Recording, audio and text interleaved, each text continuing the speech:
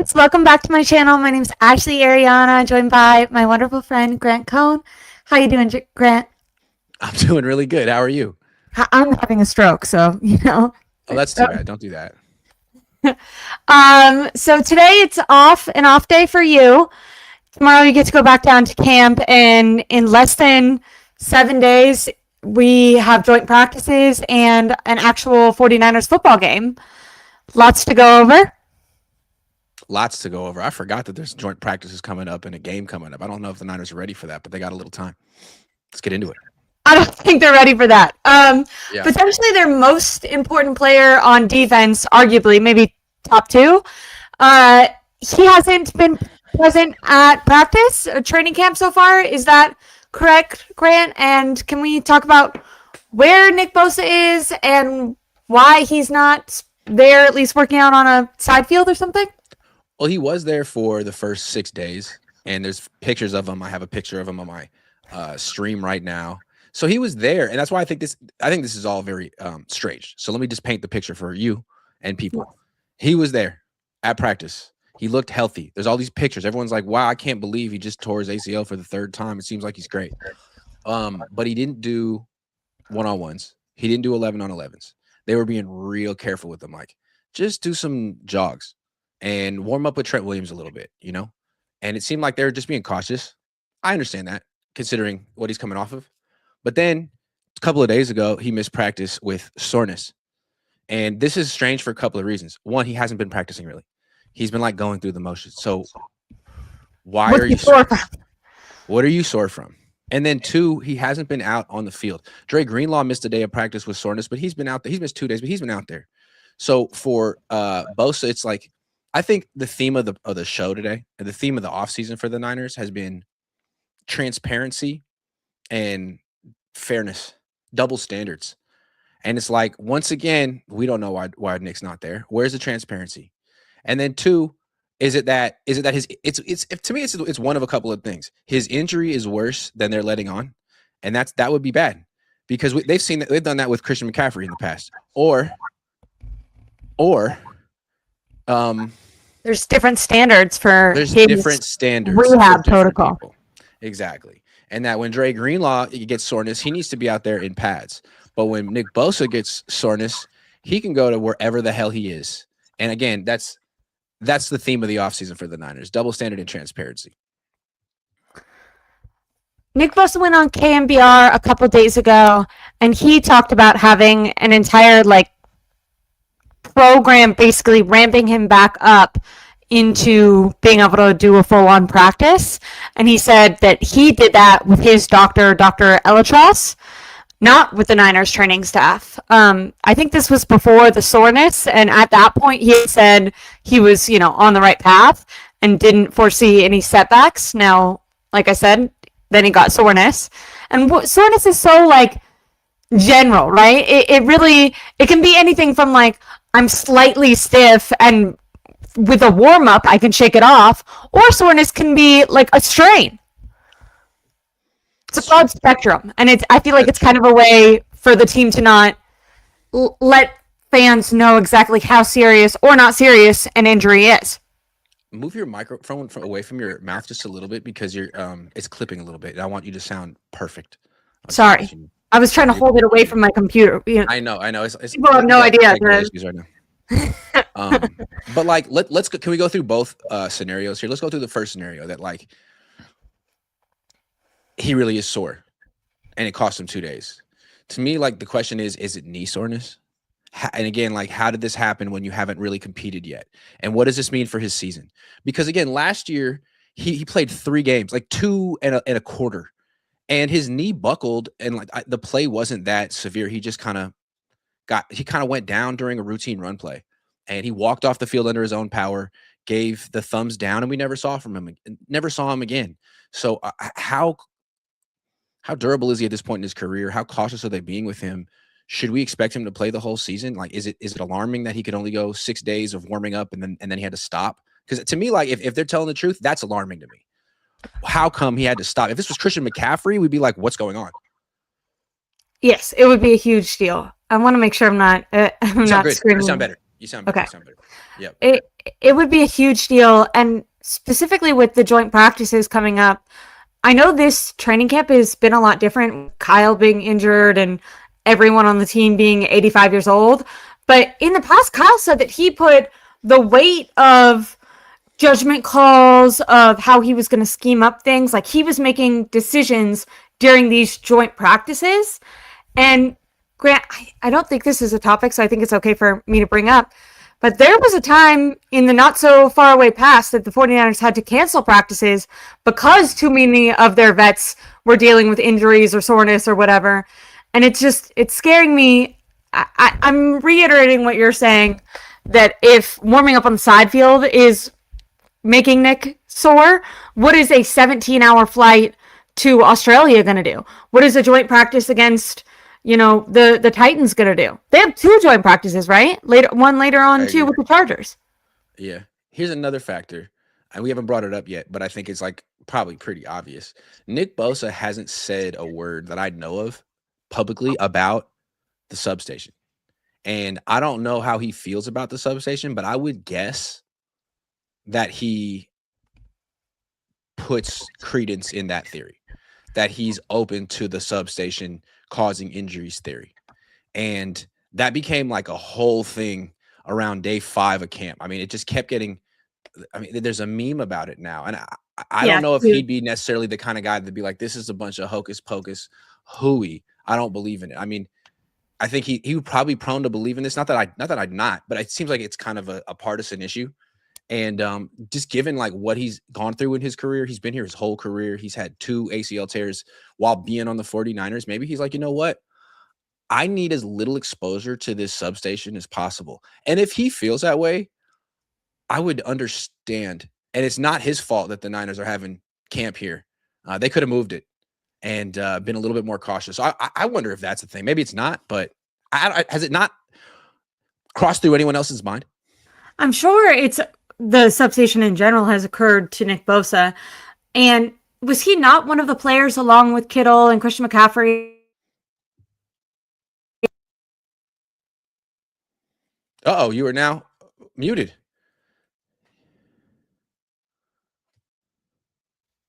Am I unmuted? I'm not touching Yeah, anything. you're unmuted now. You're good. You're good. Um, What was your question? wasn't Nick Bosa one of the players with Christian McCaffrey and George Kittle during Super Bowl week last year that were uh, going around saying that they thought the substation was at the very least a small issue, not nothing? Yeah, I mean, Juszczyk said something about it, and I also happened to notice that he broke his finger according to the team, and he hasn't been out at the last 2 practices either. He's been MIA. So is he protesting the substation? Is he, does he get special privileges because he's part of the inner core family clique fraternity? Or is his finger so messed up that he can't stand and watch practice next to Christian Kirk and Mike Evans? Maybe. Yeah, we've seen players play full on NFL football games with a broken finger, so it's weird. Are they doing a little strikeout? Is that your theory? They're It makes me wonder, and I did a stream with Alex Boone this morning, and he thought it was weird too, because if you're injured but you can stand, you could probably be out there. And a lot of time, again, if you're injured, like maybe you need to be on the side field running around. Everyone else who's injured has to like go to the trainer and do some jogs, do something. But again, it's like, is he just rehabbing away from the team? Is that the issue here? Because aren't certain players not allowed to do that? Like, isn't that like a mortal sin if certain players like blow off the 49ers schedule and plans and doctors? Hey, I'm not trying to make this about he who must not be named and number 11 who'll never play football again because he doesn't even have an agent. But I'm just saying, man, like, why do you want to have a culture of double standards? And how is this good for the team if he just doesn't want to be out there? Or is he really injured and do we need to worry about that knee? Which one do you think it is? Do you think it's he doesn't want to be out there or he can't be out there and there's something going on with the knee? Best guess. Irresponsible guess. Yeah, irresponsible speculation. I think that the Niners allow guys like Trent and Bosa to do whatever they want when it comes to rehab and practicing, and that Nick Bosa maybe was feeling some soreness, talked to a non-team doctor, someone on his medical team, Nick Bosa's medical team, not the Niners, Yeah. and said, I'm going to pull back. And the Niners said, okay, we listen to you. I don't think that they They're laid like, their foot down at all with him. And I agree that that sets some weird things up because at what point do you cross that threshold? Is Diamador Lenore there? I know you said you didn't want to bring Ayuk up, but they like paid him hundreds of millions of dollars and now it's back. But at the time, and so I think he thought, okay, I've crossed this threshold into now I have different standards, and he doesn't. So yeah, I don't know. yeah. I think it's really interesting. And you mentioned the joint practices. 2 years ago, the Niners had to cancel joint practices, and they went on to win 6 games that year. If the Niners have to cancel joint practices, I'm starting to feel like this is just a team that's 2 years older than the one last year that won 6 games. And I know they were so impressive last year. They found a way to get in the playoffs and win a playoff game. That was great. But which one was the aberration, last year or the year before? And the way this offseason is unfolding so far, it feels like the year before. I mean, Brock Purdy could be his absolute best, and it might not even matter if Yeah, everything around him there's falls nothing apart. to throw to, Yeah. right? Yeah, exactly. And But it's you like, say yeah, Mike maybe Evans. Mike Evans will be healthy for week 1, but he's going to have zero time on task, very little time on task with Brock. They've never played together. It's going to take time, and they're not getting those reps together right now. When's Kittle coming back? How long is McCaffrey going to last? If Strictly, McCaffrey lasts 17 games, they're okay. But what if he doesn't? I What if I Debo don't has think to start games at running back for them? What if Debo has to start any games for them? yeah. I It feels Yeah. like right now that their number one wide receiver, at least going into the joint practices, is Debo. Right? Yeah. Stripling, he's not going to be out there. Maybe you say Mike Evans, he's like a future Hall of Famer. Now, I still would say him and Brock Purdy need to get chemistry together, but at least he's had experience playing in the NFL. With Stribling, if he's out with soreness, I mean, he missed like an entire multiple day. Like, he missed the way that training camp practices happen is there's multiple days on and then a day off and then days on, and he missed 2 sets of those. I mean, that's a huge deal. I know people are saying it's not, but Kyle has said in the past when it came to Ricky Pearsall, the reason that he moved so far down the list, or Jordan Watkins or whatever, was because he missed training camp practices. I think it's time for us to adjust our expectations for Nick Bosa, man. Um, I don't know that he can play a full season anymore. Maybe he can. But I wouldn't expect him to get double-digit sacks this year. And the Niners are being so careful with him, and it may not be working. That's to me, whether they're being like whether they're like covering Labor something Day. up or not. But like, what if he's just hurt? If he's really hurt, that's got to be so discouraging for him and the team because he hasn't done anything yet. Eventually, he's going to have to actually play. He's going to have to go to Australia and play football. The last time he played football, his knee just gave out, and I'm sure he's wondering like, why? Why, I why think did it do that? okay. I have like a funny thought. My initial what I was gonna say that was not funny was I think anyone, whether it's Nick Bosa, Stribling, George Kittle, anyone who's like on the fence with injuries should not go on a 17-hour plane ride. Hmm. I studied kinesiology. It's really bad for the body. Like Mm, it increases inflammation. It's everything the opposite of what you want to do when you're managing an injury. So mm. week one is up for question. But then my joking thought was maybe Nick Bosa wants to go to Australia because they're going a week early. You know, that's a whole week of practice that's not at the electrical substation. Yeah, yeah. Hey, man, I think it's interesting. This substation thing keeps like taking on a life of its own. I think this time last year, it wasn't even a thing. It like hit like a a crescendo around the Super Bowl, kind of died down, and then as soon as the injuries started piling up at training camp, it's like louder than ever. Is not going away, and I predict they're not going to be here next year. And I wouldn't be surprised at some point if very rich and powerful players in the team say, "Yo, I'm done. This is freaking weird," and I don't like trust the unnamed scientist that you brought in to audit and said it was a nothing burger. Scientists don't say that word. What is going on? I actually I don't think I see eye to eye on much with Nick Bosa, but if he were to do that, I'd be like, it's fair. I'd And I probably do the same thing if I was in his position with those knees at his age. I don't think he's, that's something that he wouldn't do either. Every time he's had to practice on MetLife's field or any sort of turf field, He's he's tripping made a about big it. deal about it in the Yeah. off. Like whenever he has an interview the week before, he'll talk about how ridiculous it is. George Kittle, Juice, Bosa, they all posted during the World Cup when it was all turf. So we know, or when it was all grass and they talked about being anti-turf. So we know when it comes to these little, right? Like the NFL has put out things that said turf is no more dangerous, whatever. But Kittle, Bosa, all their guys' stance is that if it's a 1% chance that it's a little bit worse for us, then it's not acceptable. We don't like it and we're going to make that known. Well, wouldn't that same logic apply to the substation?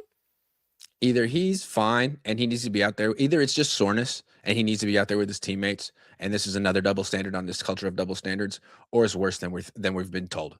And we've experienced that with the 49ers as well. See Christian McCaffrey or Brandon Ayuk last year. Oh yeah, he's almost back.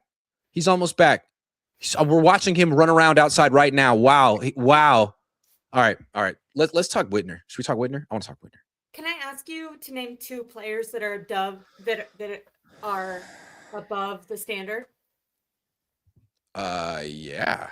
Tell me who's the exception? Bosa can do whatever he wants. Kittle can do whatever he wants. McCaffrey can do whatever he wants. I'd hate to think that Juszczyk could do whatever he wants, but I think that he probably can. Greenlaw for sure can't. Greenlaw can't. Hell no. Fred Warner can. Trent Williams can. But I just want to give credit to Trent Williams and Christian McCaffrey and Fred Warner. They could take training camp off if they wanted to, but they're out there like setting the example every day, which is Hall of Fame stuff to me. Like, and that's again like why I would never vote for Nick Bosa for the Hall of Fame. It's like, you're a very good quarterback. I mean, player sometimes, but this stuff, dude, what kind of leader are you? What kind of teammate are you? Yeah. No, you act like you're this mercenary who's better than Myles Garrett when, like, I don't even know. I mean, I don't even know if you're going to lead the team in sacks this year. Let's see how much you play. But anyway, we'll see. Maybe he'll be back there tomorrow. And we'll go to the next topic, but I'm curious about this. When we're talking about the double standard and like kind of division on the team, does it upset Fred Warner that Dre Greenlaw is held to a different standard, but Kyle Juszczyk isn't?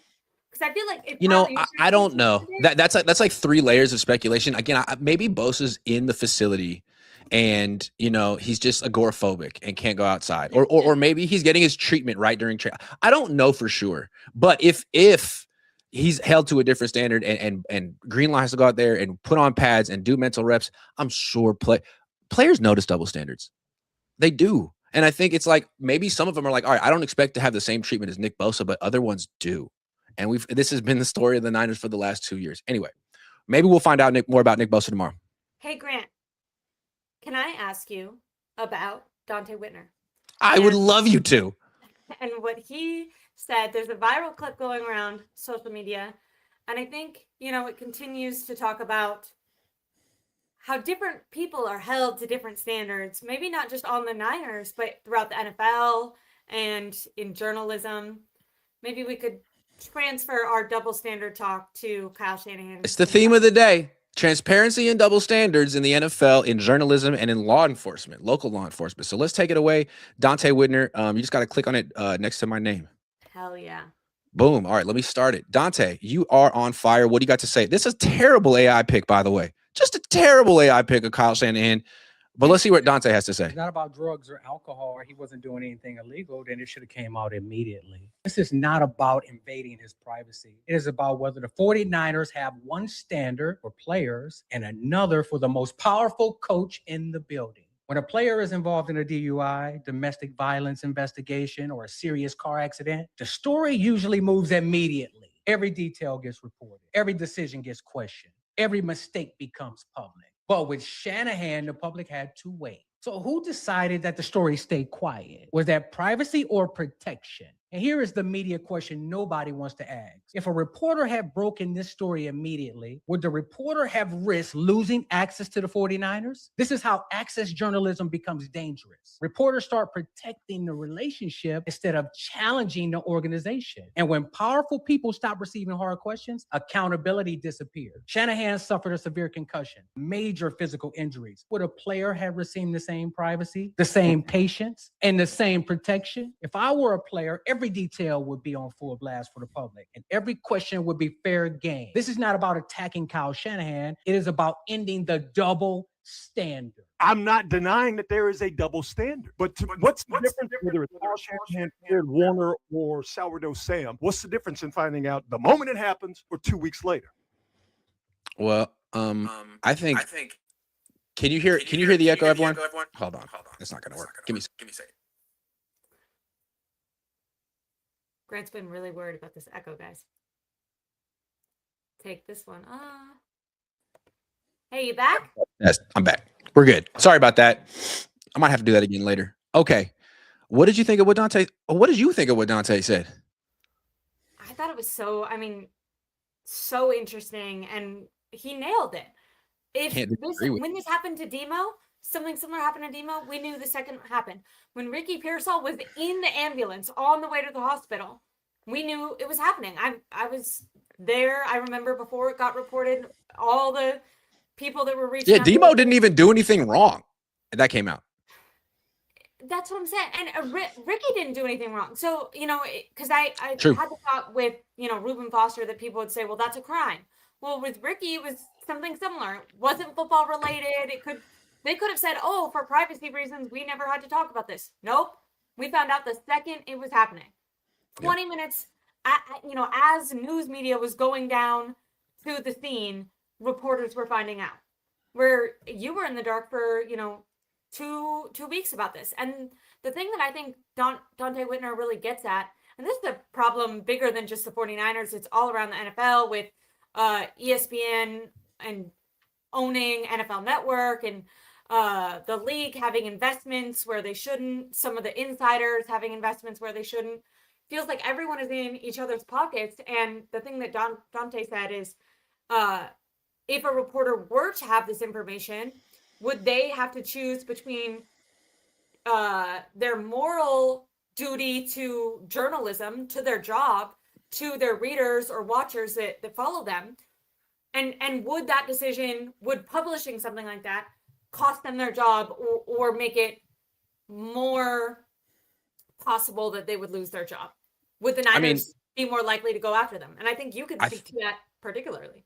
Well, I think Adam Schefter is a great example. I mean, he knew that this happened. Kyle said he knew. Kyle said he called Adam a couple of days after it happened. And Adam knew for days. And Kyle's like, I told him as a friend. And what I would say is Adam can't be your friend. Adam covers the NFL. He's the number one insider in the league. And he can't have conflicts of interest. You guys can be friends when you both retire. Otherwise, if you're friends, then Adam has to tell ESPN that he can't cover the 49ers. He also he shouldn't cover the New England Patriots because he and Robert Kraft are like both investors in the same gambling company, which is strange. So, I mean, it seems like what we've seen is that there are certain journalists who, if they have to pick sides, whose side am I on? Am I on the side of journalism and transparency, or am I on the side of this coach or player who I have a relationship with? And Schefter chose wrong. He chose his personal relationship, and that's not okay. A journalist has to break this story as soon as he gets it for the sake of the community and his employer. You don't work for Kyle Shanahan or the 49ers. And I think there's a lot of journalists who wish they did. And I don't need to name any names around here, but that's why I'm so disgusted in him in particular, because it's like you're either with them or you're with us. And that guy is dying to be with them. And that means he's not a journalist. That means you're PR, but they don't even pay you. You do it for free because you want some type of relationship with people that you may or may not have. It's the most disgusting thing in the world. And I'm so glad that this whole thing has happened. I mean, I'm not glad that Kyle got in an accident, of course, but the Rossini stuff, this accident has shined a light on journalism ethics. And it's about freaking time, because it's the stuff we're seeing is disgusting from the top of the profession. Disgusting. What I'm going to ask though, and what I guess frustrates me as a fan and someone who follows, all these different journalists, is I don't know if people are changing. I think the way that the system is set up right now, the people who do push back, get pushed out. Well, we'll have to see about that. I mean, I don't know if the NFL wants to show the world that they're, controlling the media like that. I feel like we've been very complicit. And, a lot of the people at the top have painted themselves as independent journalists who are out to seek the truth. And we saw that's just not the case with Diana Rossini. And it's not the case with Adam Schefter in this incident. I mean, I don't understand. So this is what I don't understand about it. It's like he told Adam, but if he hadn't had the severe concussion and the broken hand and the 40 stitches and the injuries have been a little less severe, and he could coach on day one of camp, this never would have come out. Yeah, never would have come out. He wouldn't have said anything. He only said it when the Niners gave him the green light, and what his information wasn't even correct. Like when Kyle told us what happened, we're not his friend. He's like, I did it. It's my fault. You need to know that. But when he told Adam, who allegedly is his friend, all Adam said was, well, we don't know who's at fault. That's not going to be public information. Are you a journalist or what, dude? I'm sorry. And like, you can't have the number one. It's the same. Rossini got fired for stuff like this. You can't have the number one insider at ESPN compromised when it comes to certain teams, certain coaches. I'm sorry. You just can't.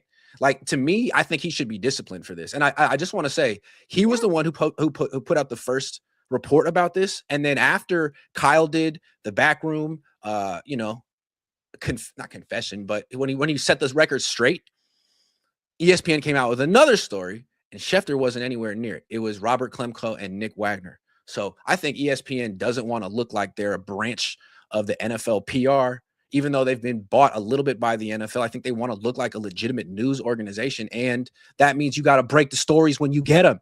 You have to. Otherwise, because you can't, you're either with us or you're with them. And I feel like Adam Schefter revealed who he's with. It's not okay. I take this very seriously. This is why I don't like David, because you want to be with them, and it's not all right. You cosplay as a journalist. That's not all right. It's a serious profession, and we have power. And you got to use it when it's appropriate, because I think fans definitely want the truth. Maybe some fans just like, I don't want to know. I want this to go away. Some do, but I don't think most people do. Yeah, too many journalists are trying to form relationships and then protecting their relationships and putting that above the relationship that they're supposed to have with their audience and to their employer. You got to do better. Watching you talk about this because you get really passionate and you're honestly not nihilistic about it. Like you're talking like you think I'm nihilistic about politics. I often don't like to argue about politics, but like my industry, I get real worked up. I'm like, no, this is how it should be. I don't know. Maybe people in the chat can let us know though. Like I see, and it's I like it. It's like hopeful to me. I see in you, you're like, ESPN doesn't want this. Fans don't want this. Yeah. I feel like I'm a little more, I guess, jaded, where I'm like, no, when there are good reporters out, those reporters are punished. Their access is limited. In order to write stories or get video access or have one-on-one time with these people, like you have to kind of bend the knee, or you shouldn't have to, but it seems to be what these teams and the NFL is promoting.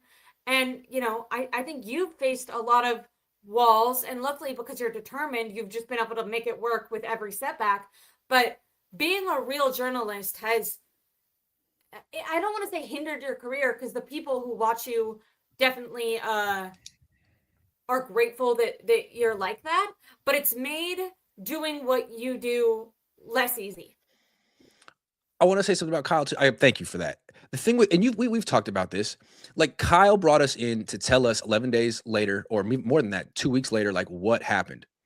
Well, it's great that he, clarified, but I think like people are always going to wonder why it took 11 days for the story to come out. And if what he really is, wants to do is leave little doubt that he's been 100% transparent and there isn't a double standard going on, then, let certain journalists see the police report with redacted names, just because it's like that just makes you look even better. And until that happens, it's like, okay, well, we're just taking their word for it, and their word initially was incomplete and delayed, which is what Dante's bringing up. It's like, if there's nothing to hide here, and all Kyle did was drop his phone, and he just got smacked by the airbag, and it's not his fault. I mean, it is his fault, but it's not like, then just show a few reporters, so that puts an end to it. Until you can do that, it makes you feel like, well, what is the one detail in the police report that you don't want us to know? Like, why? What is it? So that's how I feel. And I'm glad that Dante brought it up. And I just feel like if some player got into a serious accident, there wouldn't be an 11-day wait. I just don't think there would be. Maybe I'm wrong. No, You're not wrong, because we've literally seen this happen with this exact team. so many people had to be complicit to make this be quiet for 11 days. Journalists had to know and say nothing because they're friends with Kyle. I mean, Chris Sims is friends with Kyle. Adam Schefter is friends with Kyle. Who's friends with, Diamador Lenore? If he gets arrested for something stupid, is Schefter? Did Schefter write Diamador Lenore's dad's biography? Oh no, he didn't. He wrote Mike Shanahan's biography. So I just think it's a bad double standard, and us journalists shouldn't freaking play into it, dude. Adam, if you have a story like this, you have a responsibility to your employer and to journalism in general to report it within 5 minutes, dude. There's nothing to wait for. You got it, you report it. And if Kyle told you, that's his fault, man. You should tell Kyle now, like, hey, don't ever tell me something like that again. I'm not your friend. We can be friends when we both retire. I'm so sorry. We're not friends. And I don't like the idea of like, Kyle, I called Adams because I needed to tell a friend. Man, you got hella friends. Don't tell me Adams one of your like top 8 on MySpace, dog. That's the insider in the NFL. That's the guy. More than Rappaport or anyone. Just needed to tell a friend. I'm a friend. Call me. Wasn't it a few years ago that Adam Schefter had some like expose he was gonna send out, and before he sent it out, he was sending it to a general manager or president of a team and asked basically like, is this okay to say? But then put it on Twitter so everyone's like, these guys have been in the pockets. This is how they get, their access. And I think, the fact that this happened to Adam Schefter years ago and he wasn't reprimanded and nothing happened is why he then went on years later to do this thing with Kyle Shanahan. Like, there's no reason to learn his lesson when he's not getting punished. Yeah. So that's to me why. I'm not saying he shouldn't, but like that to me is like a bigger, the ESPN or whoever's hiring him needs to be like, dude, this is unacceptable. You're making us look bad. Yeah. To me, any journalist should feel like this should be looked into. If you don't think this should be looked into, chances are you're not a journalist. And that's all right, man. If you're a fan that's like, this is drama and I don't care, I just want Kyle Shanahan to coach because he's so good. And I really don't care what he does off the field as long as he can get back to the field. I guess I disagree, but I don't root for this team. I'm not a fan. I don't live and die with their wins. I guess I would understand people feeling that way, but journalists out there, I saw that guy, David, say that this would like, this was just like nosy people being too nosy. No, dude, that's called journalism, dog. You got to do that once in your life. If no one was nosy in the beginning and no one went and found the report, this poor woman would still be officially blamed. Some database under blame. Officially blamed. And maybe that doesn't come up right now, but what if she gets in another car accident in 10 years and then the police they're, you know what I mean? It's important to correct these things. I want to point out something else too, and then we can move on from Kyle because I know people don't want to hear about this, but the 11-day wait period is interesting because it was by he came out. Well, yeah, and also he came out finally and said it was my fault. Well, if that's the case, I would imagine he can't just say that without, running that by the team's lawyers first. Because if he comes out and says it's my fault, who's to stop the woman and her family from being like, oh, is it? Well, I'll see you in small claims court because you just said it's your fault and we haven't negotiated anything yet.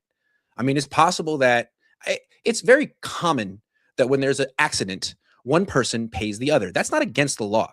And if that was a process involving lawyers and stuff, I could see that taking 11 days and then the Niners being like, all right, we're all good. She's good. We're good. Everything's good. Nothing to see here.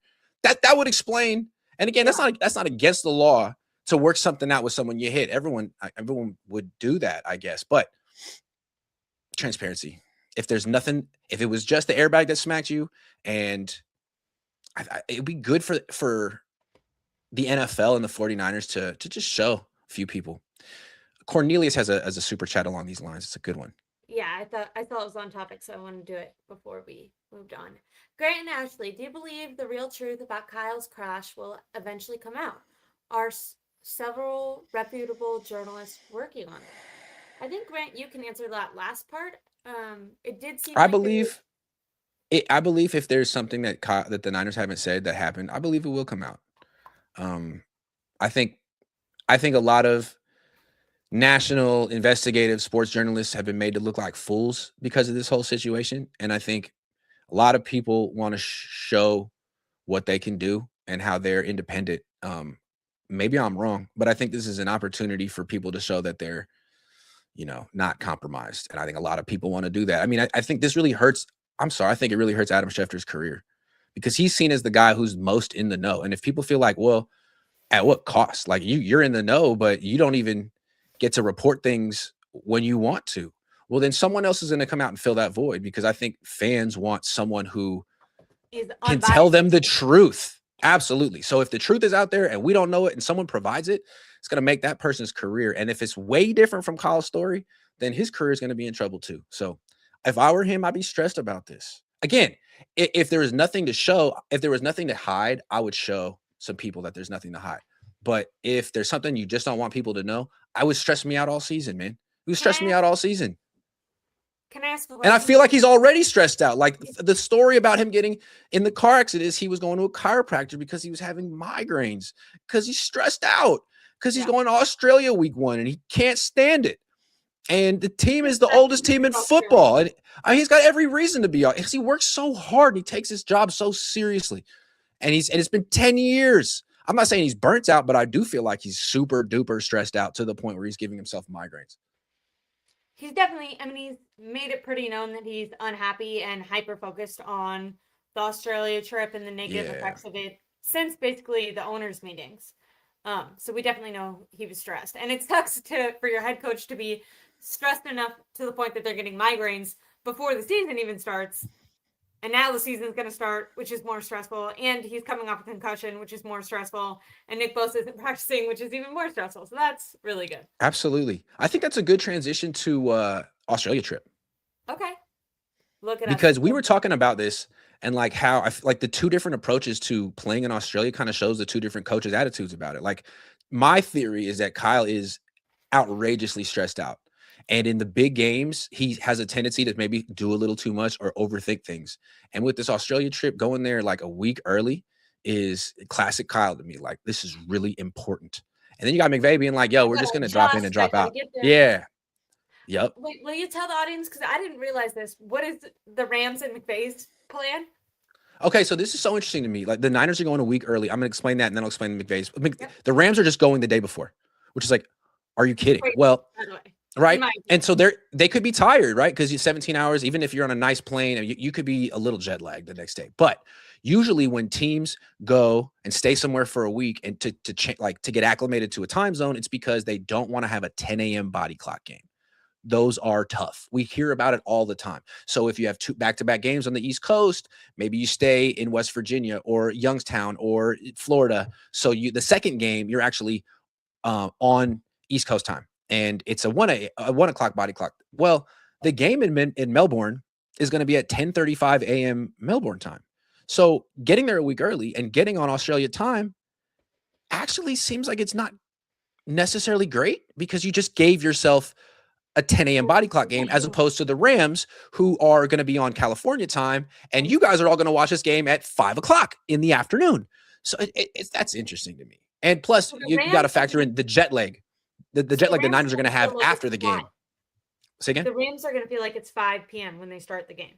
Theoretically, yes. Yes, because they won't be acclimated to Australia time yet. They might be a little tired from the flight, but the Niners will be fully acclimated to Australia time at that point, which means they're going to feel like it's really early in the morning. And you can win that way. But I think it's interesting, and it's an example of Kyle like really stressing about this game. Yeah. It's not their Super Bowl necessarily, but I think it means a lot more to the Niners than it does to the Rams. If the Rams lose week 1, I think they'll be like, Seahawks lost week 1 and won the Super Bowl last week. Yeah, like we just got Aaron Donald. Maybe he doesn't even play. Like we have so many good players. We're not going to be who we are week 1 is so not who we're going to be in the playoffs. Like this game doesn't define us. Whereas the Niners, it's like it feels like it does define them.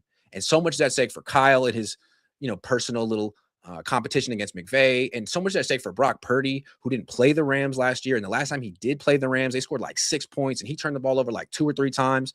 Mac Jones played great against the Rams last year twice. It's a lot of pressure on everyone on this team, which is why they're getting there freaking early. I'm glad because I get to go too. I wanted to spend a little time in Melbourne. You know what I'm saying? Trying to spend some time. Yeah, from a reporter standpoint, it would suck to be like, I get to go to Australia for 1 day, sit in economy, and then fly back the next day. Oh my God. Brutal. Can I come in the team plane? And they'd be like, no. Do you think this is not a part of our thing, but Kyle doesn't have a new contract yet? Is that adding to his stress? Like sometimes, right, for players, you think during a contract year, they're going to ball out. It like adds this almost good pressure that brings out the best of themselves. Is that, is what's happening with Kyle right now? Well, I He's mean, burnt out. He feels like he needs to win. He's playing with, the same roster he was 5 years ago, but now they're 5 years older and more broken down. that's the key point. Is he burnt out? I don't know. Is he stressed out? I think so. And I think he's very realistic about his team. I don't think he looks at his team. I don't think he stands there during practice with his arms folded thinking we're freaking great. Like, I think he's the kind of guy that's like, man, I don't know about this year. I don't know about this year. And I think he takes it from there, and that brings out the best in him. But even in 2024, I think he saw it coming, and the Niners were terrible in 2024. Even though Brock played the most of the year, they were just terrible in 2024. After the 2024 season, Debo and Kyle both said that they were in, quote, this is a quote, in a depression. Yes. To start the year. Yes. Yes. That's not good. And it's like, I'm not saying Kyle's, because they haven't just lost a Super Bowl, but I mean, they have to go to Australia. They don't want to do it. Kyle's getting migraines. He got in a serious car accident. He's had terrible concussion. I guess you want to get him there, get him acclimated. God knows you fly him in the day before. Maybe he's got headaches during the game. That can't happen. But also, can you imagine if they do all this and lose? Yeah. To a team that just drops in? Can you imagine? Yeah. I think that takes I think this is mind warfare, mental warfare. Sean McVay is being real smart. Like, yo, it's just another game. It's just another game. Yeah, we got to go to Australia. We may win. We may lose. We're way better than the Niners. It's just week 1. But the Niners are like, no, we got to do whatever it takes to beat the Rams. It's like, okay, well, if you don't, then you just put yourself in a mental hole that you didn't have to. If the Rams lose, they're like, oh, well, we didn't really show up. We flew in a day before. Like, what do you want us to do? We'll come back. We'll get adjusted and we'll carry on the season. Yeah. Where the Niners, it's like, I better win. I pulled out all the stops. Absolutely. And it's like, man, that's dangerous against a team like the Rams, who are just way better than you on paper. Way better. I have a question. So they go to Australia. They practice for a week. What if during this week, I mean, so far in training camp, we're going on 1-2 guys going down a day. What if they practiced all week in Australia and no one gets injured? Does that would be the freaking incredible? Ramp up? Maybe they should just move to Australia. Are we going prize picks now? Let's do a little prize picks. Okay. Bam. Do I put this over? Look at how good I am, guys. And then this? But you're gone. There. Now you're back. Okay, little prize picks action. We got the Giants tonight going up against the Tigers. Adrian Hauser. Is he starting? Who's starting? I don't want to touch. Nope. Let's go back. Keeter Montero. 4 strikeouts against the Giants. Are we feeling good about Keeter? Or no? Strikeouts, like. Just he's a pitcher. To strike out the Giants. Oh, yeah, he'll strike out Giants. Thank you. All right, let's go. Hitter strikeouts. Good, These are a bunch of guys. Okay, Bryce Eldridge strikes out all the time. Do we feel good about Bryce? Yeah. Striking out. Okay. Adames is Hall of Fame of striker outers. Strikeout. Hall of Fame. Grant McCray, great name, but not a great hitter. I'm surprised they're letting you do this one. It seems like, too easy. What about Joe? Nah, man. The guy? 1.5. I don't mess with 1.5. Don't mess with that. I stick with the 0.5. Susac. Ugh. How about someone? Hold on. How about Kevin McGonigal? McGonigal? No. 1.5. I don't like that. Dylan Dingler? Dylan Dingler. Oh, yeah. Dylan Dingler. Welcome to my lineup. Not because you sound like Dirk Diggler, just because you strike out a lot. Dirk Diggler. Yeah. All right. We're going to put down 50 to win. Not 200. I want to flex it if possible. Yeah. Flex it. 50 to win 200. Boom. Submit in the lineup. Go to app.prizepicks.com. Say again. What's flexing versus not flexing? Oh, great question. So if you do a power play, you have to get all of your picks correct. If you flex it, you can get a couple wrong and still win a little bit of money, which I think is a smart play. Because, the odds of you getting all of them right, I rarely get them all right, but I often get some of them right, and I like that. Now I switch over to the other one? Well, let me say real quick. Okay. Download the Prize Picks app, and new users play $5 and get 150 instantly in new lineups when you use promo code HMA. I got to get the new thing on the screen. My bad. All right, yeah, let's take this down, and I'll do my into cloud read as well.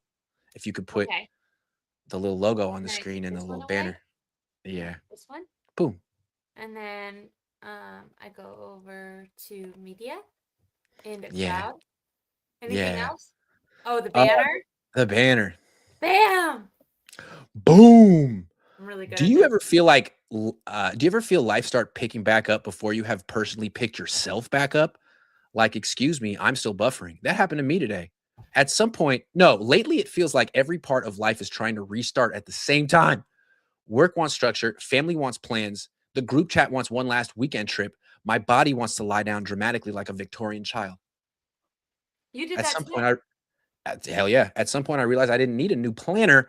I needed a little relief. One into cloud soda later, the day feels way less dramatic. Still functioning, just no longer treating every minor inconvenience like the season finale of my nervous system. And at night, the midnight raspberry extra strength sleep gummies help me stop mentally reviewing every conversation, every plan, every decision I made since 2014. So if you're 21 or older, go to indocloud.co, not .com, and use code COHN for 30% off your first subscription order.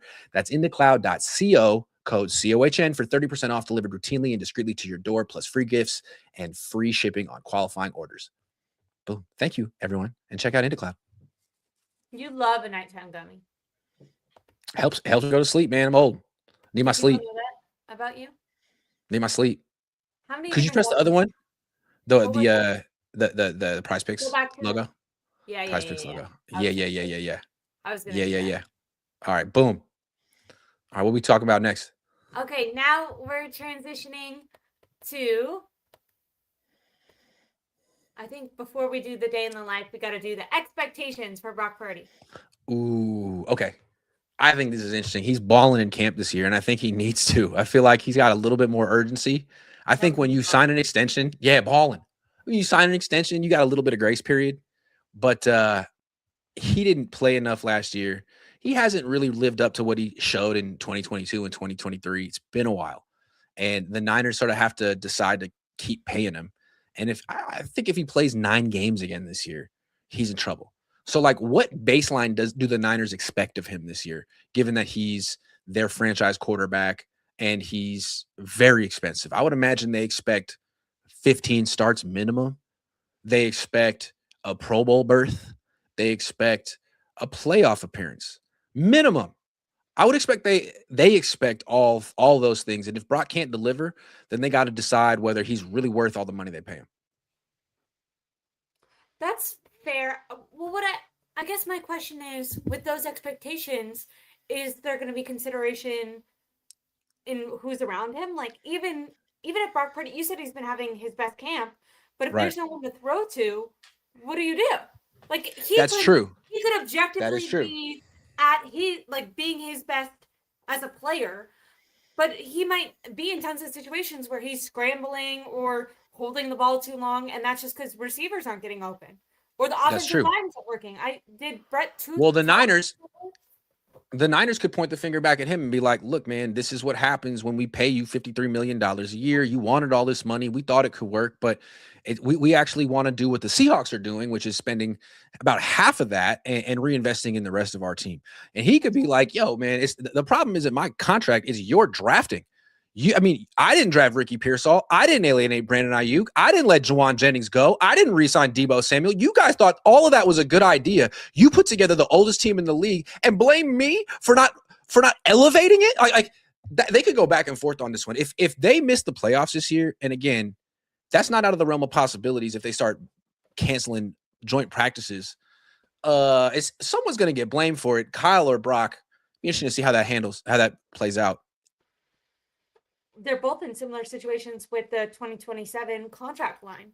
I mean, technically, I guess Brock still has the contract, but there's an out in his deal in the same way that Shanahan's expired. It feels like that's going to be, after the season, is going to be a big year of reflection for the Yorks. Yeah. And I think it's, there's a lot of pressure on Brock too, because Darnold just won a Super Bowl. He's in your division. He was your backup. Stafford just won an MVP. He's in your division.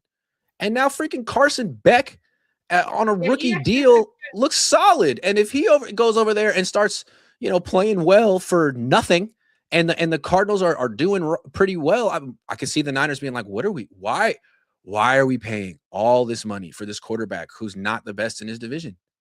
For who's actually can't stay healthy. I mean, he's really good when he's 100% healthy, but how often is that? Even in 2024, he wasn't really 100% healthy most of the time.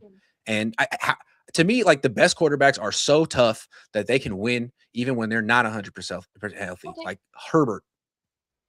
I have a question, because you talked about like what the expectation, kind of like what he's going to be judged on. Maybe I'm thinking as we're streaming, I think the expectations might be different. Maybe it's not, does he get to a playoff game? Because maybe that isn't under his control. If Shanahan is off and on, having issues with his head, he might not be coaching or play calling as much. It might be Kubiak, that he's a first-time play caller, if that's the case. Mike Evans, how long is he on the field, etc.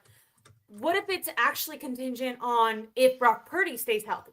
Not if they make it to the playoffs or how far they go, but is he there for every game, and is he playing well for the situation? Yeah. I think so. Is he? Hold on, I got echoes again. Grant doesn't like the echo. He's back. I was going to talk to you guys, but he's back. And I was going to share secrets about you, but you're back. Thank you. Thank goodness. What was the question? My question was like, is it possible that when you say expectations for Brock Purdy, that it's actually not how far the team goes, but it's how healthy Brock stays throughout the season, no matter what the situation is around him? I know it sounds brutal, but like, I think when people talk about, or Kyle talks about toughness for a quarterback, like that's about playing when you're hurt. And one of the reasons I think the Niners appreciated what Mac Jones did last year is he did the whole thing with the PCL injury. Yeah. He did. And Brock had a toe injury, which, maybe PCL injuries. You should just it's like, look, I'm not saying Brock couldn't play, but he couldn't function injured because he needs to be super quick. He needs to be very mobile. And when you took that away, all of a sudden it was like, damn, is Mac Jones better than this guy? Is Mac Jones with a PCL injury better than Brock Purdy with turf toe? I thought the answer was yes. And you compare him to like Justin Herbert or other franchise quarterbacks who get blasted every other play, pick themselves up and play all season. That's not necessarily Brock. And I think that's got to be part of your skill set. If you're making that much money, you can't be out every time you get hit. You just can't. It's part of it. And go back and look. When Kyle was first made the head coach of this team, he did a whole interview with Peter King, who used to be with Sports Illustrated, and he asked him, what's the number one trait you look for in a quarterback? And he said, toughness. And one of the reasons they finally got rid of Jimmy is because he kept missing games. I don't think it was necessarily about the interceptions. It was about the games missed. Can you function when you're not 100% healthy? Because if you can't, we got to find someone who can. When they drafted Curtis Rourke, who I think is making a strong case to be the third string character QB, what did they say about him? Played he in the torn ACL. Played an entire season with a torn ACL. He's so tough. Wow. It's like, yeah. You think turf toe would have kept him out? You think turf toe would have kept him out? I bet it wouldn't have. Yeah. I bet it wouldn't have. The Niners are interesting, or Kyle himself is interesting, right? It's almost like they give more credence to if you get injured and play through it than if you just don't get injured at all. Yeah, and I think that explains why someone like Ricky Pearsall is like constantly trying to come back. It's like, that's the culture here. And if I don't, everyone's going to look at me like I'm not part of the team, like I'm some type of jerk. You know what I mean? So I gotta be like Fred Warner and be like George Kittle, even though I'm not. I'm not even close. The sad part about that is if he didn't do that, he probably would have been back already. But I understand that it's not necessarily his call when the culture, and as we said, there's such a double standard. If this was Nick Bosa and he pulled himself out, no one would be questioning Nick Bosa's toughness. That's what's messed up, right? There's certain people. You were just talking, Kyle Juszczyk, broken finger, not out even on the sideline. Other players are in the middle of a game with a broken finger. So there is this double standard where all of a sudden toughness doesn't matter. It's like if you're trying to make it, then your toughness is super important. Yeah. Yeah. So Uh, Brock, should we do What's super up? chats or day in the life first? let's do a couple super chats. Okay. I actually think you and I both like this question. Grant, thoughts on KMBR and Greg Papa? For maybe explain for people who don't know what happened. Greg Papa is fighting cancer. It's very Leukemia. serious, leukemia, and he is the play-by-play announcer for the Niners. And he didn't do it much last year because he was fighting for his life.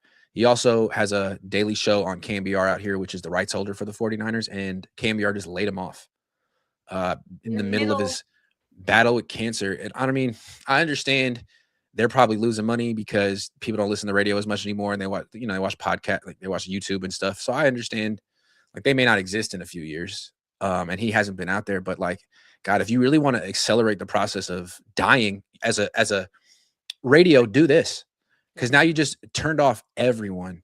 It's such a sleazy move, and I don't blame. I mean, it seems like a corporate decision, but I'm sorry. Like, if you wanted to build up goodwill with the fan base, you say, we're gonna support Greg Papa through thick and thin because he's one of us. And everyone would be like, wow, KMBR, what a company. But they didn't. So it's like, all right, well, I wouldn't listen to them anymore. Yeah. Sorry. We went I from wouldn't like listen to them.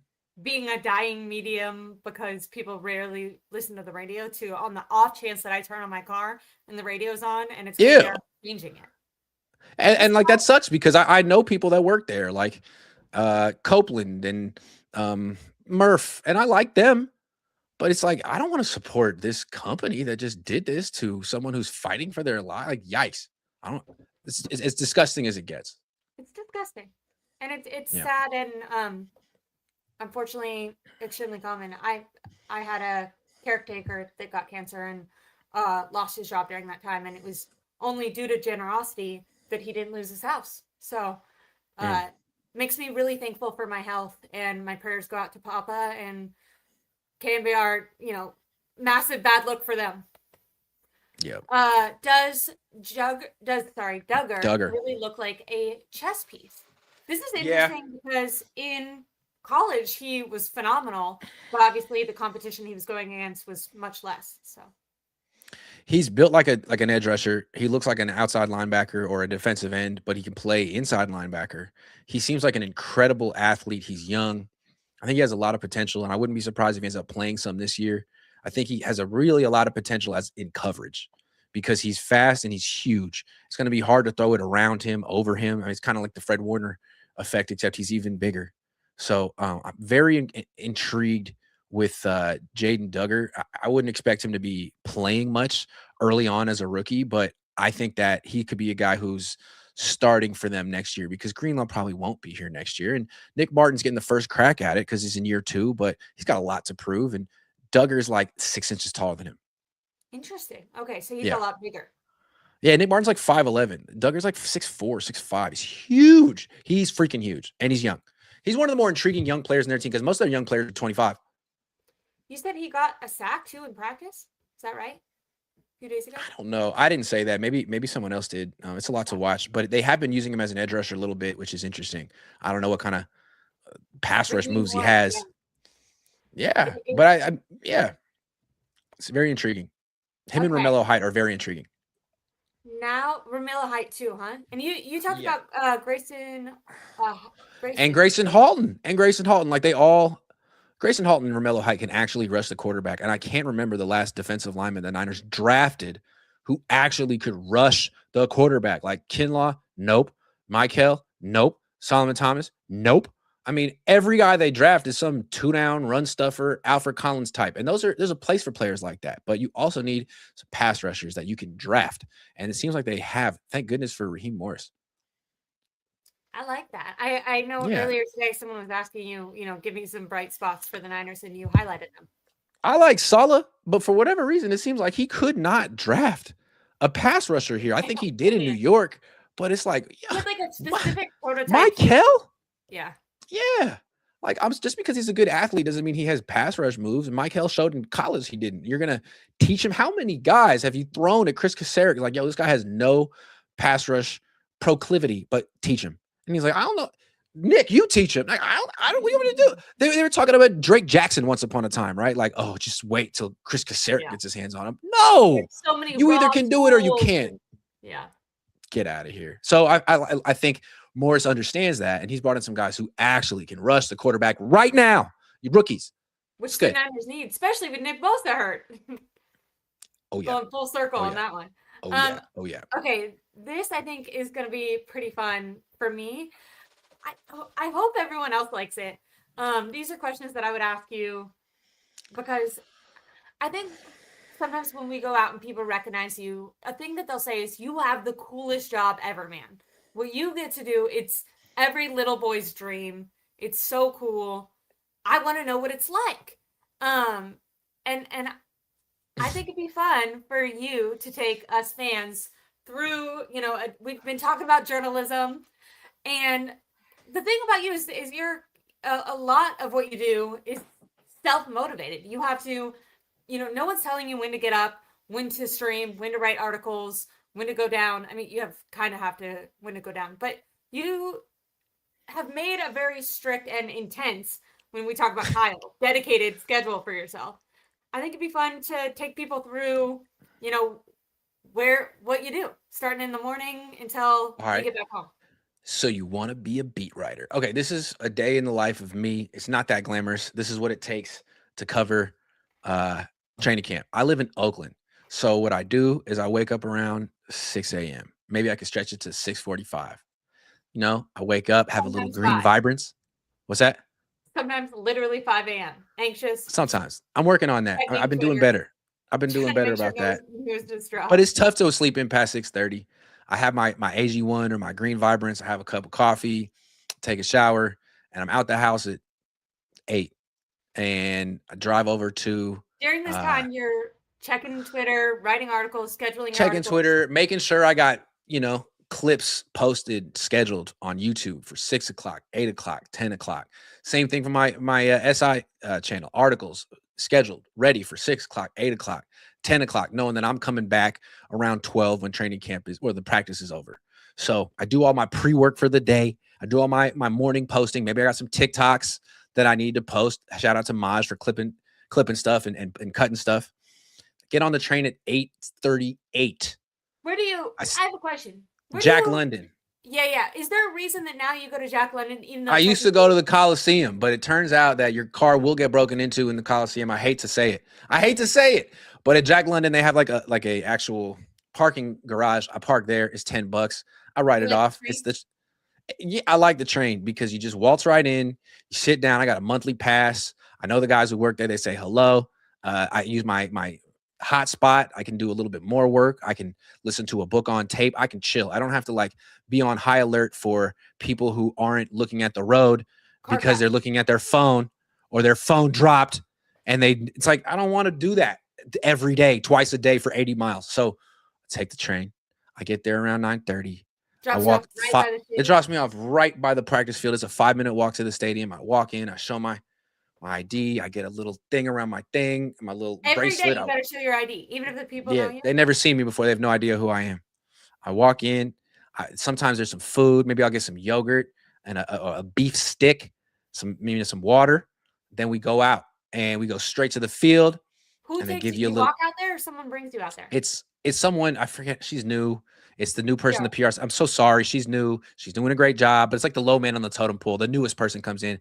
Okay, we're ready for you. And we walk in and we're all kind of bantering like, boy, I wonder who's hurt today. Who's not going to be out there? The injury report now that Kyle's not there.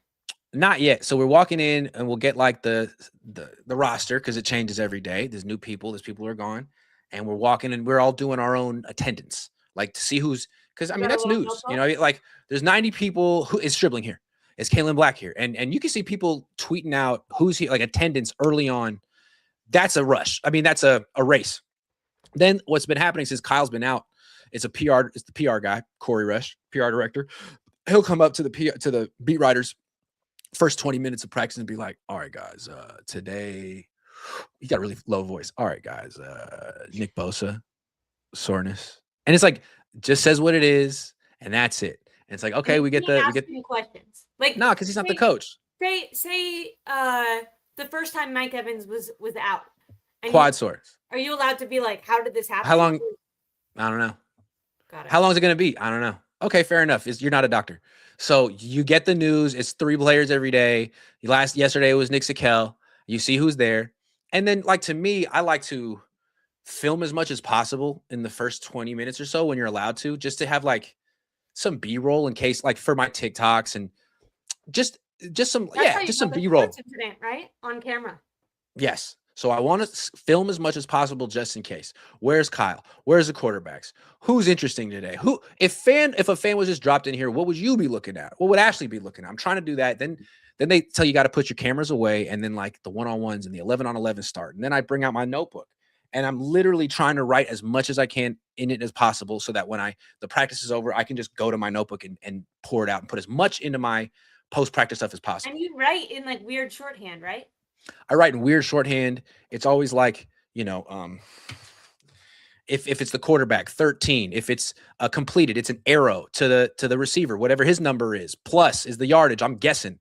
And then I try to put little extra stuff in there too, like who was in coverage, what was the route. If I can help myself with all those little details, then maybe I can paint the picture or maybe I can remember the play after practice, so I can paint the picture in my good and not so good in my post-practice recap. Otherwise, I've seen some people watch practice and take no notes, and you know who I'm talking about. And I'm like, how are you going to talk about this practice with authority when you didn't write anything down? You don't really know what everyone did. I mean, you want to have as much information as possible. You want to have as much raw data as possible. And you don't want to like go through the motions and be like, I just want to count the quarterback's completions every day. Like, nah, every day is different. And you got to have your eyes open like you're there for the first time. Otherwise, there's been days where you kind of go through the motions like, man, that's a C day. I thought I did really well yesterday because I noticed that Brock was doing well. I surprised people with my praise. I felt like that was a good day. Some days it's like, man, I said the same thing the day before. I just reiterated my stuff. I wasted my time. So the whole time I'm trying to do my best and bring people there and do something fresh and unexpected. That's what I'm trying to do. I think just because I think it's interesting. You said some people don't do notes. Matt Mayoko is one of the longest journalists on the beat. He taught me how to do the notes. He taught me. He taught you. Because you have to do this. When you're explaining, it kind of sounds like you're writing a lot, but for fans watching, you do this during practice, but also during games. Things are happening quickly. Well, if all you need to say is everyone looked great, this is an incredible team, then you don't need to take notes. But if you're really trying to do the good and not so good and be like, these players were good because they did these things, and these players were not so good because they did these things, you better get that right. Especially if you're criticizing people, you better get that right and have detail and not be like, oh, they lost. Oh, okay. Well, maybe you're wrong. Maybe you just, hurt that player's career or standing because you just didn't get it, or you misremembered because you didn't write it down. Just saying. If a player came up to me like, you totally got this wrong, I'd be like, yo, I wrote it. It was you. And I've never had that position come up, but that's what I'm trying to do. Then it's about like around like 11:45. It's over. It's like it starts off with the one-on-ones. I have a question with it's over. Does that mean practice is over, or you're being allowed to watch? Practice is over. Like they can linger out there and like maybe like sign autographs or do some jugs machine stuff, just to show that they really care. But practice is over. So again, it starts off with activation. They're doing more activation this year, not stretching early. Then they break up into position groups and they all go through their drills, which is like, piano players warming up. And they do the same stuff every day. Then they break into one-on-ones, and it's O-line versus D-line, wide receivers versus corners, and safeties and linebackers versus running backs and tight ends. That's very interesting. Then they break up into 11-on-11s. They do that for about 20, 25, 30 minutes. Then they have special teams. Do that for about 10, 15 minutes. Against offense? Yeah. And right now, it's 1v1. During the season, it's going to be the starters versus the scout team on both sides. But right now, it's so cool. You have starters going against starters so that coaches can really see what they got. I love that about training camp. Yeah. That's interesting. It's a moment of truth. Yeah. Like, oh, this guy's not hanging with the rest of them, or this guy really is. Yeah. Or something like, man, the starters are down a bunch of wide receivers. So Malik Turner starting today. And he just beat Jair Brown over the top for a 60-yard touchdown. Like, great for Malik Turner. Awful for Jair Brown. Yo, you're not even facing a starting wide receiver. This is a 30-year-old guy who runs like a 4.6. What does that say about you? Got it. So, yeah, things like that are interesting. So, okay, there's like between each drill, there's like a horn. When the practice is over, it's 3 horns. Boom, boom, boom. The team comes together. Kyle says something, or I don't know, Chris Forrester says something. I'm walking off. I used to do my little instant reaction as I walked off. That's now against the rules. Anything I do that's too good is against the rules, whatever. That So goes back I go. to pause, slowing you down. Doesn't that go back to what we were saying earlier with Dante Whitner? Hey, if you say things that are pro team, doors open for you. If you're critical, they might close opportunities. So anyways, you can't do your video walking off the field anymore. Go ahead. They say it's a privacy issue. Maybe it's a privacy issue. Anyway, I'm sure players didn't like it. So I go off the practice field. I leave the practice facility. I'm like essentially outside the facility with a Niner logo behind me. Do a little 90-second, 2-minute recap. Try to tell fans like 3 things they would care about, like the most important thing, maybe Brock, and then I'll save the rest. I'll empty out my notebook for the good and the not so good, which will come out in about an hour after that. Your instant reaction is more off the cuff.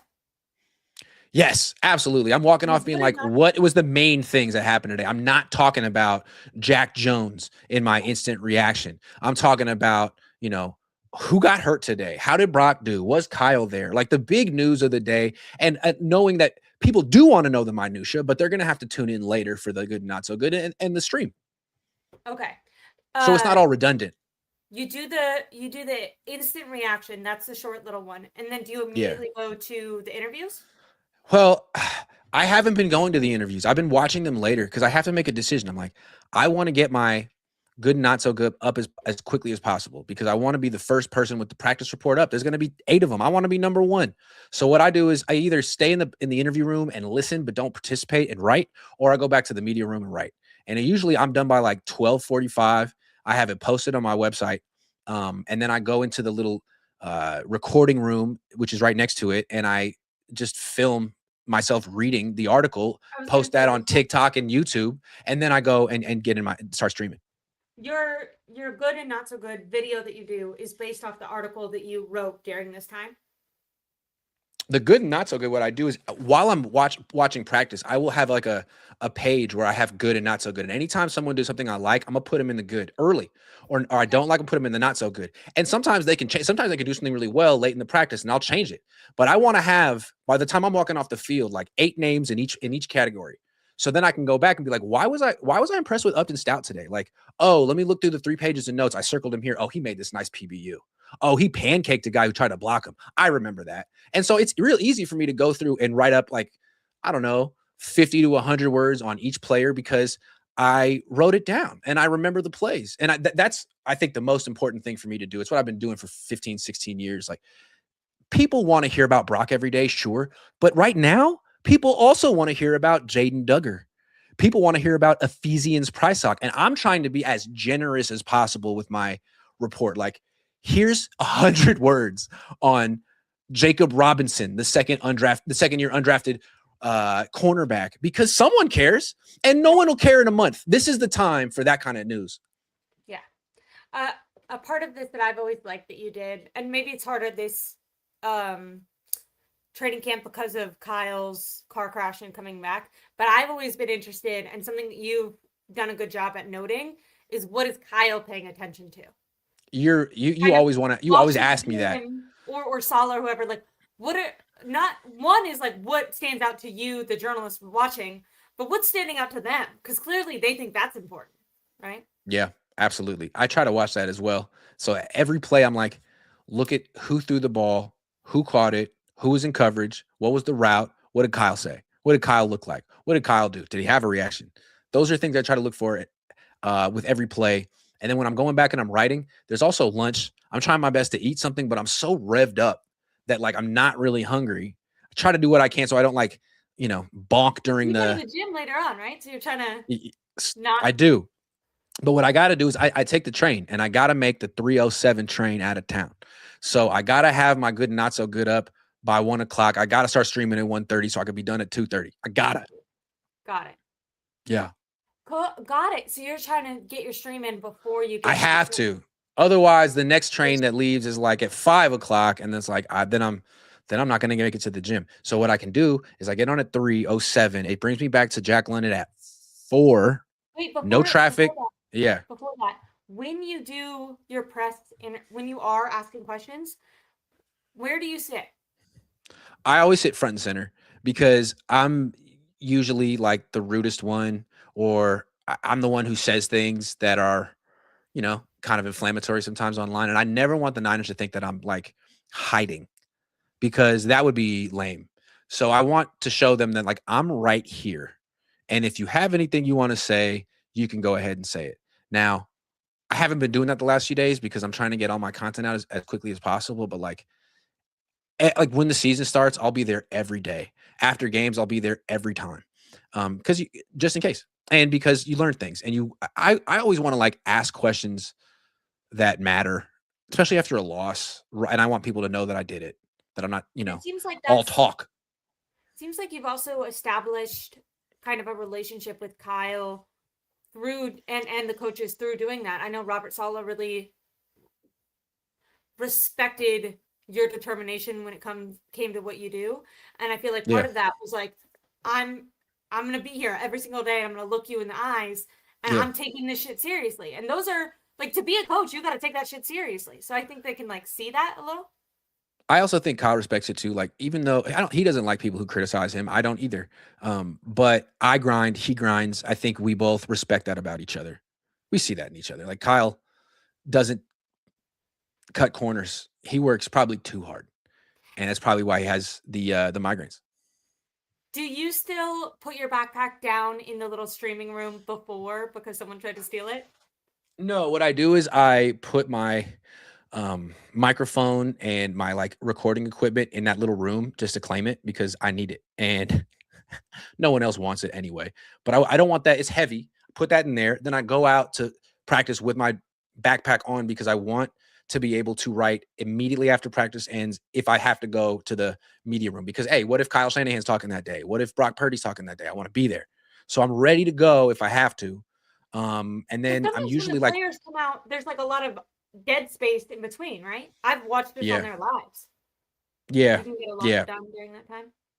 I try to get everything I can done. It's like a mad dash from noon to like 2:30. And then at 2:30, I'm pretty much done. I rip the audio from the stream. I put it on Spotify and stuff, just the little odds and ends. And what's nice about taking the train, I used to have to stay there for like another hour, finish all my work, then drive home, which could be an hour and a half with traffic. Even if you're in the diamond lane, which is expensive. Now it's like I can just go straight to the train, finish up my work with the 50 minutes I have on the train, and then make it to Orange Theory at 4:30 and work out hard. I mean, burn 850 calories, run 2 or 3 miles, lift weights. And I'm like so revved up that I want to do it. And then I get home by like 6 o'clock. I probably should cook, but like, damn. So I usually order something, and then, dinner's over by like 8:30. We start watching a movie at like 9:30, and I try my best to stay up to like 10:30, 11 if I can. And that's my day. And then I do it again the next day. And it's exhausting. And I got to say, I'm so happy that the Niners decided to give extra off days this year, because I'm getting too old for this shit. It's exhausting. It's so much more tiring than the regular season every freaking day. And it's like 1,000 words good and not so good, plus the stream every day. Like during the season, it's like I don't necessarily have to write 1,000 words every day. I do for the grades, but it's like covering a game every day. And it's it's exhilarating, but it's exhausting.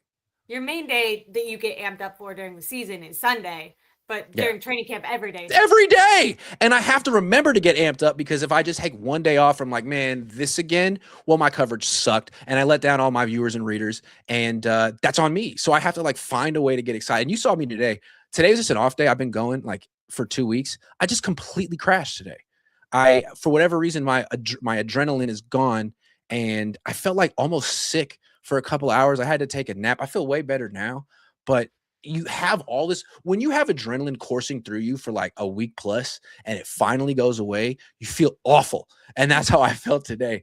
Often when the season's over, I get sick just because it's like, man, I've been running on adrenaline for like 6 months. It's only been 2 weeks. And your body's like, you can't get sick. You can't slow down. You gotta go. Like that. Yeah.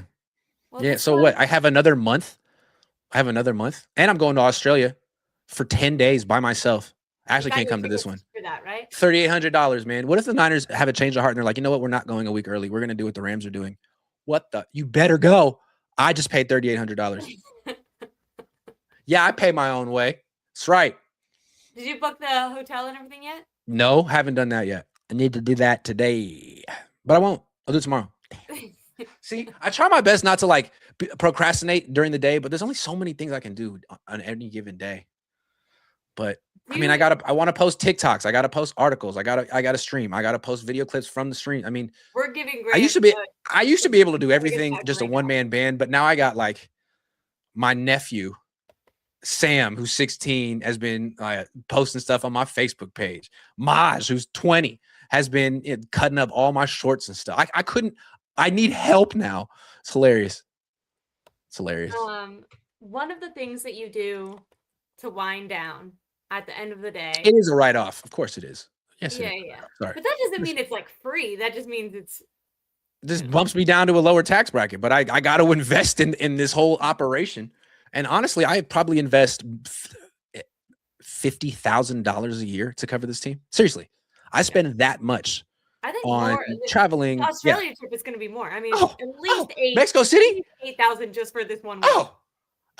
Oh yeah, but it's worth it. I mean, I wouldn't do it any other way, and I think you got to be there. So I like my setup. I'm an independent contractor with SI. I love that setup. They take care of me, but they also leave me alone. I love that. TikTok pays, YouTube pays. It's a good setup. Who got you on that? You, but YouTube's still the best. YouTube, I love you, YouTube. You're my favorite, the best. During the off season, and you're trying to keep it up during the regular season as much as possible. One of the things that you do to wind down at night is not pour yourself a big drink like most people might think, or Kyle Shanahan might do. No offense, just kidding. That was a joke. He hasn't been recently with that concussion. That's true. No, I used to drink too much. Maybe I'm oversharing, but yeah, I mean, I got some bad habits. Yeah, I mean, there's a lot of stuff I went through that I think I started using that as a crutch when I didn't need to, and I was kind of nervous to stop, and then I told myself I was going to stop, and it was way easier than I thought. And I still have a drink, like maybe tonight. Maybe tonight I'll have one or two. I haven't had one since, but I feel way better. I'm sleeping better. I lost 10 pounds. I was just getting old. I mean, when you're in your 20s, you can have like, right? Yeah, awful. And I feel like in my 20s, I could live irresponsibly and bounce back. Now I'm almost 40 and my body's like, yo, we're done. And it's like, okay, I got the message and I feel way better. So I'm glad. But I still got my end of cloud, baby. I can feel, what about you know what I'm confidence? Saying? Confidence gone up too? Not just like feel good body? Yeah. Cause I feel like sometimes when, like, if you go to bed and like you drink too much, you're like, damn, I didn't really stop, or maybe I passed out, or you wake up being like, man, I feel kind of bloated and you know, like, and then every day you wake up when you don't drink, it's like, man, I feel a little thinner than yesterday. Like, oh, like I'm doing all this work at the gym and it's paying off. It's really nice. And I think maybe just my deep down inner vanity is overcoming my lack of self-control. Like, would I like a drink? Sure, but I would rather look good. So it's an easy call. Did you complete some sort of challenge at Orange Theory today specifically? Oh, it was a catch me if you can challenge. We had to run 1.5 miles in 12 minutes, which was light work. I got 1.68 and I got 1.95 in 14 minutes. You got 2.1. Ashley is really, really fast, but you have to understand she's a lot younger than me. That's the only reason why she's faster than me. It's the only reason. It's the only reason. You beat me. I used to be as fast as Ashley, but then I got hurt because of the substation last year and she didn't. Substation zapped me last year and I was like, I go to physical therapy now. It's all because of the substation. Ashley, thank goodness, doesn't have to be around there. And she ran a 5:55 mile 2 weeks ago. Like, who the fuck does that? How dare you? Anyway, I was impressed. In addition to coming home from work, being amped up, and then maybe going to the gym to blow off some steam, you know, healthy habits to transition off a work day. A different thing that we've been doing recently you've been doing recently is watching movies. Yeah. And we've watched some, maybe not relaxing. I would not call them relaxing. No, we've watched some pretty intense movies about life and death recently. Yes, but I've enjoyed them. Do you want to spend 1 second? I just realized what time I'd love to. Okay. So Ashley and I've been sort of, I showed her Boogie Nights. And loved it. So sad. Yeah. So deep. It's one of and my it's, like, favorite movies, but I haven't seen it since I was younger, and it's like all this emotional depth that I didn't really understand when I was 19, giggling at John C. Reilly and Mark Wahlberg. So we watched that, and we were both so impressed that we wanted to go watch other Paul Thomas Anderson films. And I'm not the biggest Paul Thomas Anderson fan. I just love Boogie Nights. So we watched Punch Drunk Love, which I had seen before in I really like theaters when I was in high school with my mom. I love that movie. I mean, it's not a 5 out of 5 movie, but it's like a cute 4 out of 5 movie. And Adam Sandler is actually, it's the best thing he ever did. That wasn't like a comedy. So Yeah. what I do feel you like think of that movie? the Safdie brothers tried to like recreate that vibe with Uncut Gems. Not that vibe, different vibes, but Yeah. like Adam Yeah. Adam Sandler not being funny, more of a deep movie. But I think Punch Drunk Love was so it's a comedy, but it's also very emotional. And I feel like a lot of that director's movies have these themes of like How your family can screw you up. acceptance, Yeah. self-doubt, and kind of overcoming self-doubt like through love, whether that's romantic love or healing family relationships or making newfound family, but like being seen, being a flawed human being, and having other people see not the perception of who you are, but like breaking down that wall, seeing who you really are, and loving that version of you, and how like healing that can be. So we watched Boogie Nights, which again, one of my favorite movies. It's like 2.5 hours. And I think it oscillates so perfectly between like slapstick silliness and poignant like depth and shocking tragedy. And it's like constantly going back and forth. I think he does a great job. And it's crazy to think that the dude was 26 when he made that movie. So then we watched Punch Drunk Love. Then we came back and watched Magnolia, which I'd never seen. And I know it's one of my brother's favorite movies because he used to have it on DVD when DVD players just came out. And it was 2 DVDs because it's fucking 3 hours and 8 minutes. And I know my dad didn't like it. He said he saw it in movie theaters. And he was like, I was with it, I guess, until the frogs started raining from the sky. Then I was out. He doesn't remember watching it. So I liked it very much. It's the kind of movie I don't generally like, in the sense that there's 8 main characters and 3 or 4 plots. And generally I prefer a movie like Punch Drunk Love, which is 1 main character and 1 plot. It's just simpler and cleaner. But you got to admit, dude, I mean, it's the best mosaic movie I've ever seen. Crash is wanted to be what Magnolia was. It's the best performance of Tom Cruise's career. My God, he was good in this. He plays a straight up monster. And by the end of the movie, it's like he's one of the most. It's crazy. Yes, but he does it in a human way. By the end, you're like, man, this is a human being. This is a child who is really let down. Yeah, he's so good in it. And John C. Reilly's great in it. I love John C. Reilly, but like John C. Reilly, for most younger kids, was the dude in the Will Ferrell movies who was just silly. Like he is funny, but in this movie, he's like, oh my God, he's so good. He has his storyline, like the way that I think about Magnolia is kind of like 3 separate movies. You have the smart child, but also the older used to be smart child is like that movie. You have kind of the like rom-com movie with the druggy girl and the cop guy, and then you have Tom Cruise's storyline. And all 3 of those could be their own individual movie, but they're broken up and like intertwined. But I think what's interesting is they all are like, the reason that he's telling all of those stories is they all have like similar themes in each of their stories. And it shows it's not in one of these stories that these particular like themes present themselves. This is happening across all different storylines, because these are like human things: family, generational trauma, family traumas, self-doubt, love, and how healing that is. That's something that exists in all walks of life, which I think is kind of beautiful. My favorite character in the movie, and I liked all of them, is Tom Cruise. I like his character arc because first of all, when he's first presented, it's like the 2001 Space Odyssey music. Bum, bum, bum, bum, bum. Like he's not even human. And he's got all this weird lighting, and you see he's like Andrew Tate. He's like this woman-hating jerk. But by the end of the movie, like there's this him on stage, which is hilarious. Yeah. But then there's him getting interviewed, And as a journalist, I love this because when you watch it, like she flips the power dynamic on him so quick. She's in so control. crazy. She's in control. And she's saying And like, he- that's he, very like, good. Be a good boy. She says, be a good boy and put your shirt on and answer your questions. And he's like, okay. Like he accepts being a child because that's his true relationship with women. Because, well, if you see the movie, I mean, his mom passed away and he had to take care of her when he was very young. So it's interesting how she flips the power dynamic and then catches him in hella lies with this smile on her face. Like, oh, so tell me about your mom. Oh, tell me about your dad. Oh, well, I did some research, and I guess my question is, why would you lie about that?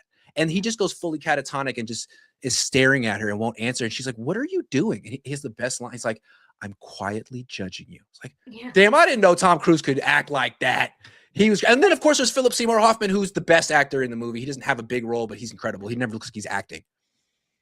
It's so interesting though, because this like theme of the why are you lying, right? Yeah. In the moment it like throws him off guard, but I feel like that's the question that the movie poses to the audience through all of these all of these storylines. When John Seymour, is that his name? What's the John C. Reilly. John C. Reilly. John C. Reilly, when him and the girl, they go on the date, she's lying and he's lying, and then they have this moment where they like call time out and they're like, okay, you know that people, when we first go on dates, we want to present the best version of each other, and you're kind of lying. Can we both not do that? Because what we so desperately need is to be ourselves and to have you accept me for who I really am. And so can we cut the bullshit and like do that? And they both acknowledge that like lie that people do. And if you go to the kid scene, when he's older, he's like boasting about everything he's done with his life and says he needs braces, and he has all these lies because he's like trying to present himself in a certain way. And I feel like that is this theme throughout this movie, that like running from who you really are or hiding from who you really are, it just leads to like more self-betrayal and trauma and like sadness and loneliness. Loneliness is a huge thing. And that actually like the most important thing in life is connection, and that you have to like get over that. You have to like be okay with being seen, even if that means like the embarrassing parts of you are being seen. You know? The other thing I like about this movie is one of the themes is divine intervention. And we had watched Pulp Fiction, and that's a big theme in Pulp Fiction. Like somehow there's a creator watching and helping or influencing. And in this movie, it's bizarre. I'm sorry, I'm spoiling it, but dude, it's a 3 hour and 8 minute movie. Like 2 hours and 45 minutes in, frogs rain from the sky, and it's not symbolic. It's something that happens in this movie. And it's like, okay, it's a very like, it's a biblical reference. Sure. And that's kind of cool. It elevates the movie to something you've never seen before, but like, you have to be prepared for thousands of frogs to just dump from the sky. And I guess the whole idea is it starts off with like, it's like a sunny day in San Fernando Valley. And it just starts raining harder and harder and harder. And it's clear that Paul Thomas Anderson, who's 29 when he made this movie, feels that, or at the time, that there's somehow some cosmic justice in the world and God is watching. And if he feels like some people need punishment, or some people need hand, or some people need redemption, he's just going to drop a bunch of frogs and the frogs are going to work it out. I think that's what I got from this movie. The frogs worked everything out. Yeah.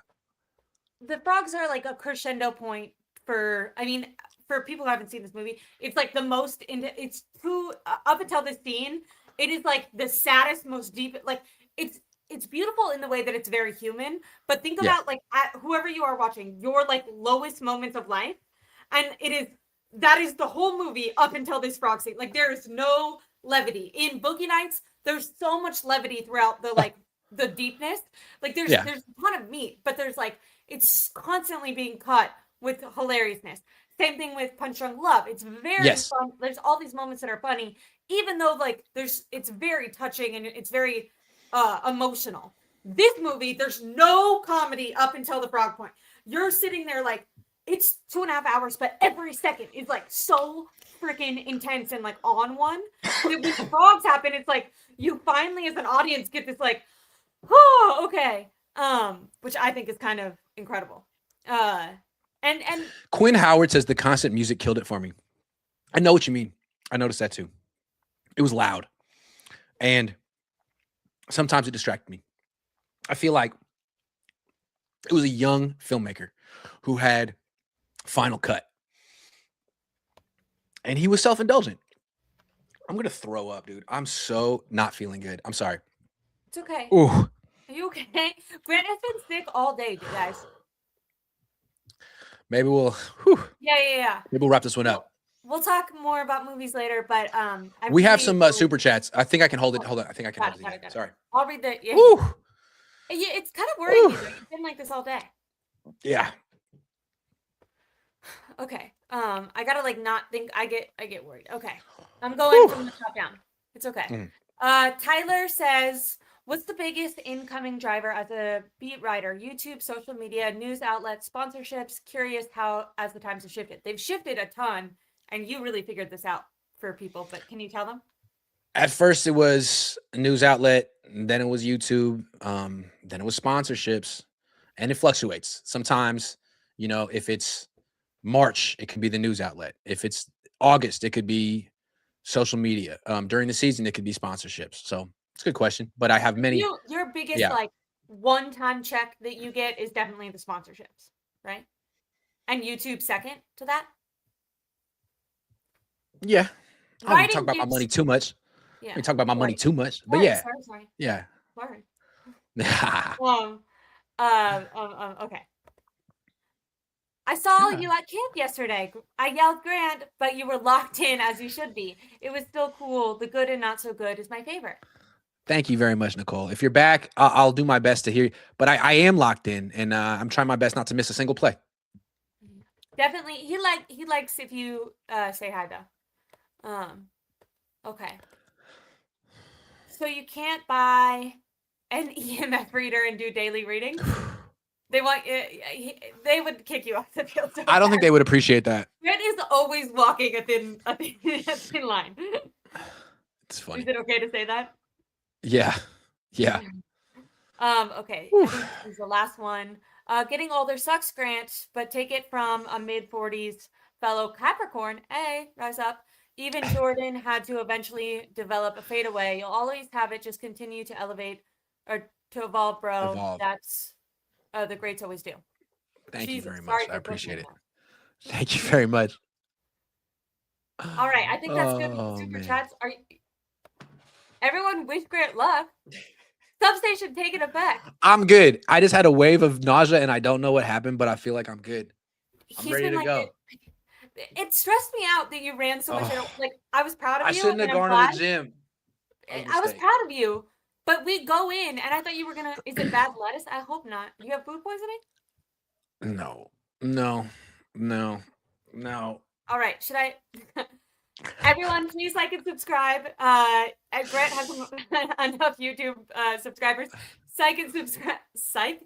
Subscribe to me, Ashley Aireonna, my YouTube channel. Give me a comment. That really helps. I'll get him some ginger tea. I got vitamin C up there for you. I gave you gummies earlier, not the weed kind, but the vitamin kind. Vitamin D. A thing about Grant, guys, is that if you give him gummies or vitamins that aren't in gummy form, he won't take them. So they have to. But if they're gummies, then you try to eat the whole bottle. So I wish they were Flintstone chewables, but I don't have those anymore. Oh well. Like and subscribe to my channel, to Grant's channel. Follow us everywhere. I appreciated doing this with you guys. Wish Grant well on my channel because it will help. Thanks. Bye. Thanks.